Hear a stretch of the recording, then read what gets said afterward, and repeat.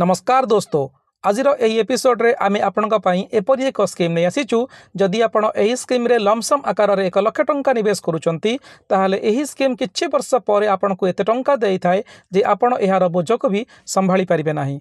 आउ ए सबुठारु गुरुत्वपूर्ण कथा हला एही स्कीम संपूर्ण सुरक्षित अटे। हाँ आज्ञा आमे आपनको कहया पई चाहूचु स्टेट बैंक ऑफ इंडिया रो एही स्कीम। एबे आपनका मन रे प्रश्न आसुथिबो ताहाले एहा केउ स्कीम एथिरे टैक्स बेनिफिट कोन मिली थाए मैच्योरिटी पीरियड कोन रही छि केते टंका निवेश करिया पड़िबो एही समस्त तथ्य आमे आज आपनको एही एपिसोड रे प्रदान करिवु। स्टेट बैंक ऑफ इंडिया हेउछि देशर सबुठारु बड़ पब्लिक सेक्टर बैंक होइतिबा सत्वे सबुठारु बड़ एएमसी कंपनी एसबीआई रो बहुत गुडे म्यूचुअल फंड रही। जदि आमे सब म्यूचुअल फंड को एकत्रीकरण करी देखिबा ताले एसबीआई रो टोटल एयूए माने एसेट अंडर मैनेजमेंट रो वैल्यू रही 12,60,000 कोटी टंका। एथिरु आपण निवेश कर जानि पारुथिबे जे एसबीआई रो फंड वैल्यू केते बड़ रही आउ एहा केते सुरक्षित। जदि आपण एही स्कीम रे निवेश करिया पई चाहंती ताहले आपनको एही सबु उपरे ध्यान देबाको पड़ी थाए। एही स्कीम रे कोटी कोटी लोक निवेश करिसंती जहा द्वारा कि एसबीआई रो टोटल एयूएम वैल्यू एते बड़ होई परिछि। ताहले चलंतु एबे स्कीम विषय जानि नेबा कोन रहिछि एही स्कीम रो सबुठारु भलो सबुठारु खराब। आज आमे स्टेट बैंक ऑफ इंडिया रो जे स्कीम विषय रे कहया पई चाहूचु से स्कीम ता नाम हेउछि SBI banking and financial service fund. यह एक म्यूचुअल फंड। यही स्कीम रो टोटल फंड वैल्यू रही 10,105 कोटी टंका। आउ यार गोटे एनएबी मूल्य रही 53 टंका 57 पैसा। यार एक्सपेंस रेशियो रही 0.72%। एक्सपेंस रेशियो हेउची गोटे म्यूचुअल फंड को चलवा पाई तार खर्च को एक्सपेंस रेशियो बोली कुआ जाए। यार एग्जिट लोड चार्जेस रही 0.5%। जदि आपण निवेश करिवार 30 दिन भितर विड्रॉल करूचंती रिडीम करूचंती ताहाले आपनको एथिरे आपनको एग्जिट लोड चार्ज देबाकू पड़ी थाए। जदि आपण 30 दिन पर यार को एग्जिट करूचंती एथिरे कोनोसी आपनको चार्ज देबाकू पड़ी न थाए। एही स्कीम रे आपण दुईटी भाग रे निवेश करि परिबे एसआईपी माध्यम रे आ लमसम माध्यम रे।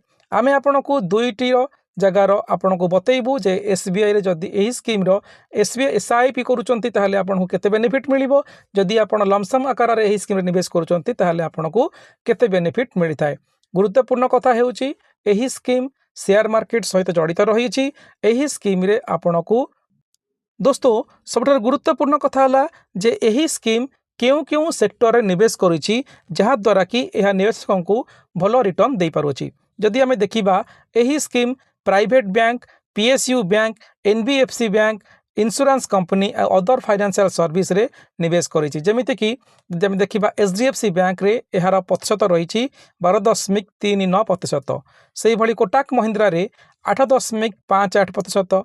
स्टेट बैंक ऑफ इंडिया रे 6.54%। एक्सिस बैंक रे 7.34%। बजाज फाइनेंस रे 6.89%। यही भली भल भल कंपनी रे एही स्कीम निवेश करिछि जहा द्वारा कि एहार भल प्रॉफिट हे पारुछि। जदि आमे एहार पास्ट परफॉर्मेंस को देखिबा ताहले एही स्कीम 1 वर्ष रे 27% रिटर्न देई अछि तार निवेशकों को। 3 वर्ष रे 23%। 5 वर्ष रे 17%। 10 वर्ष रे 18%। लाइफ टाइम रे माने जेबे ठारू एही स्कीम लॉन्च होइतिला आज पर्यंत एही स्कीम तार निवेशकों को 19% रिटर्न देई अछि। जदि आमे एहार टैक्स कैलकुलेशन को देखिबा ताहले आपण जानिथिबे म्यूचुअल फंड रे जदि आपण निवेश करूचंती short term capital gain tax लागि थाए। जदि आपण 1 वर्ष पूर्वरु विड्रॉल करूचंती सेथिरे आपणकू 20% टैक्स देबाक पड़ी थाए। आ जदि आपण 1 वर्ष पर एहाको एग्जिट करूचंती माने 5 वर्ष 7 वर्ष 10 वर्ष रखिला परे ताहले आपणकू एतिरे long term capital gain tax लागि थाए जा कि 12.5%।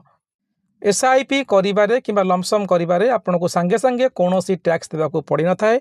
आपण जेते बेले एहाको एग्जिट करंती बा एहा मैच्योरिटी हेइताए बा आपण ते विड्रॉल करंती ताहले एथिरे आपनको टैक्स देबाकू पड़ी थाए। जदि आमे एही स्कीम रे 1 लाख टंका लमसम आकार रे निवेश करूचंती जानिबा आ एथिरे हमकू एक्सपेक्टेड एनुअल रिटर्न 18% मिलु अछि ताहले हमकू केते टंका मिलिबो 5 वर्ष। जदि आमे 5 वर्ष पर्यंत एही स्कीम टाकू 1 लाख टंका डिपॉजिट करी रखिबा ताले एथिरे हमकू इंटरेस्ट मिलिबो 1,28,776 टंका 5 वर्ष पर मैच्योरिटी वैल्यू आमको मिल 2,28,776 टंका। जदि आम यही स्कीम को 10 वर्ष पर्यंत चालू रखा ताले आमको खाली इंटरेस्ट मिल 4,23,384 टंका। एथिरे आमको टोटाल फंड वैल्यू मिले मैच्योरिटी रे 5,23,384 टंका। जदि आम 15 वर्ष पर्यंत यह कंटिन्यू करती आमको इंटरेस्ट मिल 10,97,375 टंका। आमको टोटाल मैच्योरिटी वैल्यू मिल 11,97,375 टंका। यदि 20 वर्ष पर्यंत आम यह चालू रखती ताले आमको इंटरेस्ट मिल 26,39,303 टंका। मैच्योरिटी वैल्यू मिल 27,39,303 टंका। जदि आम 25 वर्ष पर्यंत यह निवेश कर रखुंट ताले आमको मिल 61,66,863 टंका। आमर फंड वैल्यू इंटरेस्ट और मैच्योरिटी आमको मिल 62,66,863 टंका। आउ 30 वर्ष पर्यंत जदि आम यही स्कीम को चालू रखुंट ताले एथिरे आमको खाली इंटरेस्ट मिल 1,42,37,64 टंका। आमर इंटरेस्ट आमर प्रिंसिपल मिसी आमको मिल 1,43,37,64 टंका। दोस्तों देखिले तो जदि आम गोटे स्कीम रे एट ए टाइम गोटे पैसा डिपोजिट करी या लंग टर्म पर्यंत रखुचे ताले आमको केते बेनिफिट मिलुअछि। दोस्तों जितेबाला आपण कौन म्यूचुअल फंड रे निवेश करुचंती ताहले आपण एहाकू लंग टर्म पर्सपेक्टिव व्यू रे देखिकी निवेश करंतु। गोटे गुरुत्वपूर्ण कथा कह रखा चाहूँ म्यूचुअल फंड रो निवेश यह जोखिम भरा होता है माने एतिरे रिस्क फैक्टर थाए। सेतिपाई आपण जितेबाला निवेश करुचंती निजर फाइनेंशियल एक्सपर्ट को एडवाइस अनुसार निवेश करंतु। आमे वीडियोटी आपण को केवल एजुकेशनल पर्पस हिसाब रे देखाउछु। एथिरे आमे कोनोसी ब्रांड रो प्रमोशन करूना हूँ। दोस्तों जदि आपण एही स्कीम रे 1,000 टंका SIP करुचंती प्रति मासरे ताहले आपनको केते रिटर्न मिली थाए। जदि आपण एहाकू एथिरे एक्सपेक्टेड एनुअल रिटर्न 18% मिलुअछि ताहले 5 वर्ष रे आपण इन्वेस्टमेंट करिवे टोटल 60,000 टंका। इंटरेस्ट मिल 34,009 टंका। मैच्योरिटी मिल 94,009 टंका। 10 वर्ष रे आपण टोटाल निवेश करिवे 1,20,000 टंका। इंटरेस्ट मिल आपको 1,99,080 टंका। मैच्योरिटी मिल 3,09,080 टंका।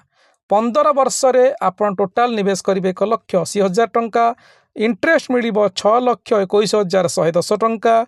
मैच्योरिटी मिल आपको 8,01,110 टंका। जदि आप 20 वर्ष पर्यंत निवेश चालू रखुंट एथिरे आपण टोटाल निवेश करिवे 2,40,000। एथिरे आपको इंटरेस्ट मिल 19,26,754। टोटाल आपको मैच्योरिटी वैल्यू मिल 19,26,754 टंका। 25 वर्ष पर्यंत आप निवेश करुँच टोटाल निवेश करेंगे आप 3 लाख। इंटरेस्ट मिल 42,01,956 टंका। टोटाल मैच्योरिटी मिल आपको 45,01,956 टंका। जदि 30 वर्ष पर्यंत चालू रखुंट ताले आपको टोटाल आपण इन्वेस्टमेंट करेंगे 3,60,000। एथिरे आपको खाली इंटरेस्ट मिल 1,33,395। टोटाल आपको मैच्योरिटी मिल 1,03,93,395 टंका। दोस्तों गुरुत्वपूर्ण कथा यही अमाउंट बढ़ी पारे कमी पारे यह मार्केट उपरे डिपेंड करे। तेणुकरी जितेबाला आप निवेश करुँच यार संपूर्ण रिसर्च आपण करंतु तापरे आपण जाई निवेश करंतु। म्यूचुअल फंड रो निवेश सब बेले रिस्क फैक्टर रही थाए। सेतिपाई निजर पुंजी निवेश कला बेले निजर रिसर्च करंतु निजर फाइनेंशियल एक्सपर्ट को एडवाइस नियंतु तापरे जाई निवेश करंतु। जितेबाला निवेश करुँच लॉन्ग टर्म पर्सपेक्टिव व्यू अनुजाई निवेश करंतु।